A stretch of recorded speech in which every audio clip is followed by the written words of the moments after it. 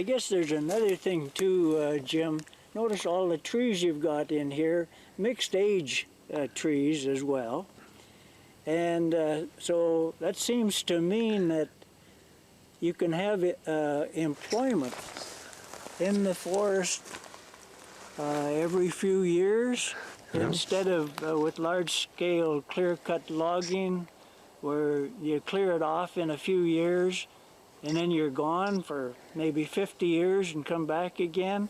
So this sort of management, I think, should create more regular employment.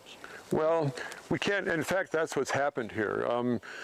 You see those little trees coming in. We've saved some medium-sized trees, and then there's the bigger trees. There's trees of all different ages and size classes left here. And that's the kind of thing that we want. And you're right, you can come back, maybe not on a 10-year cycle like we did, but more on a 20-year cycle and harvest. And we've left some of the best trees. I mean, some of these trees that are here are some of the best trees on the site.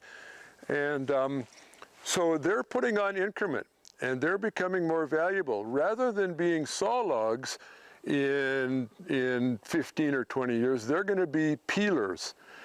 And so we're not only continuing to grow volume, but we're changing the value to more valuable logs.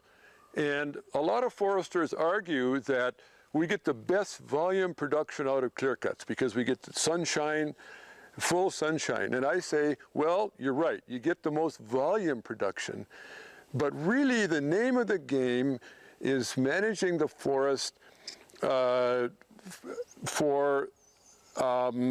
the values that the public holds. These are public lands, the values that the public holds, and it's not always maximum timber production.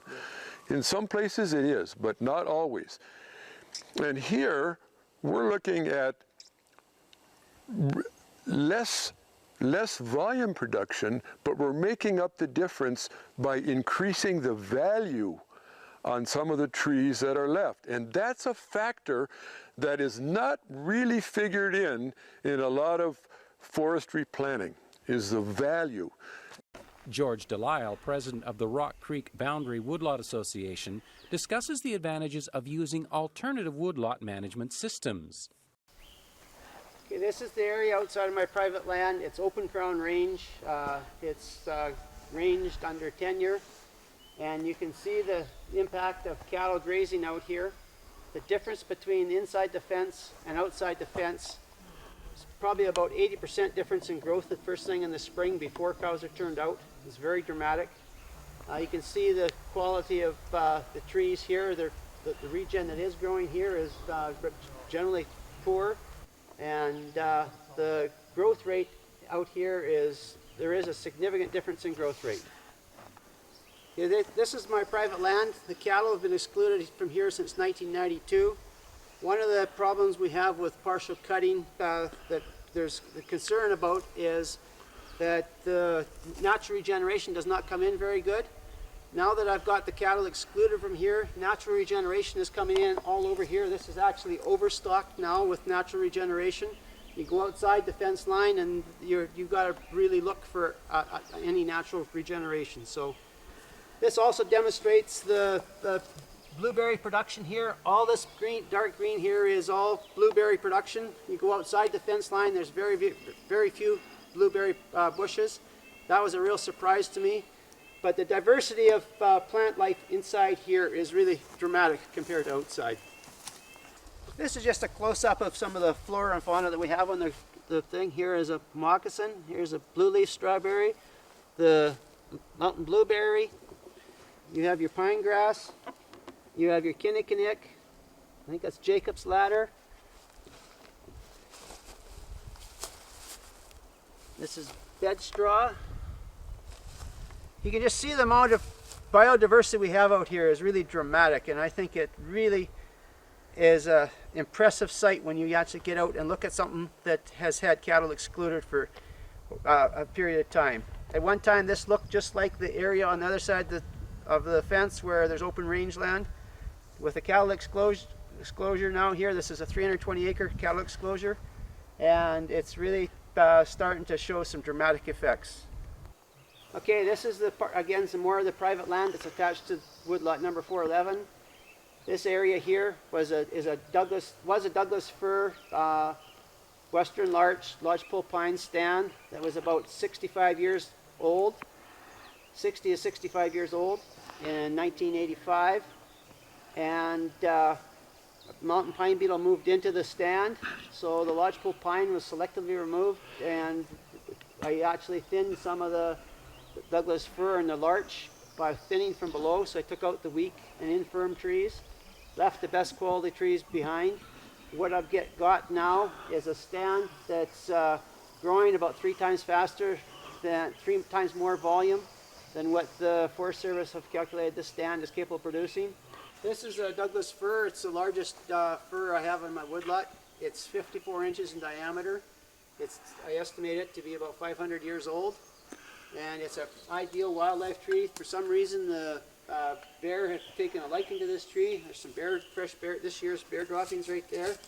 You can see the claw marks here from the bear. They climbed the tree. They've been digging up thing here. Why they like this tree, I have no idea. But this just demonstrates the importance of keeping these type of trees across a landscape. My prescription here is to have 2 of these trees per hectare in the long term, and have 6 to 8 trees per hectare recruitment trees in the system to replace them as they die. Provincial forest ministers have also been concerned about the negative effects of our forest management system. The 1992 Canadian Council of Forest Ministers document entitled Sustainable Forests, a Canadian Commitment, outlined their goals for improved forest management.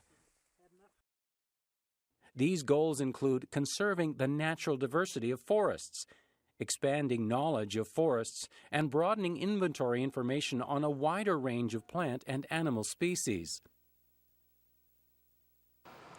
Refining management practices to incorporate a broader range of forest uses and interest, and an increase in public input to forest management.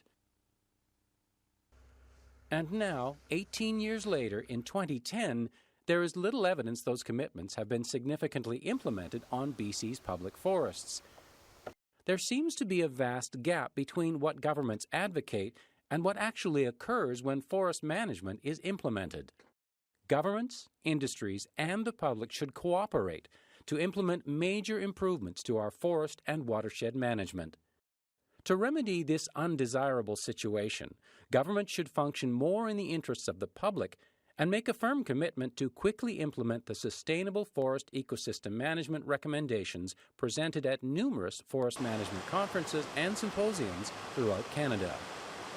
If governments will quickly implement these wise management systems, and if all users of public land act responsibly as wise stewards of public lands, then surely we can achieve harmony among humans, our forests, watersheds, flora, and fauna. I am 80 years old and retired, but I still care deeply about the forest. I want it to be here and even healthier 80 years from now. But it will take real effective cooperation between the government, industry, and the public. They will take a wise stewardship that often occurs in reports, but rarely makes its way to the forest. If you want that to happen, if you want healthy forests for your children and your grandchildren, please get informed and get involved. And thank you for watching.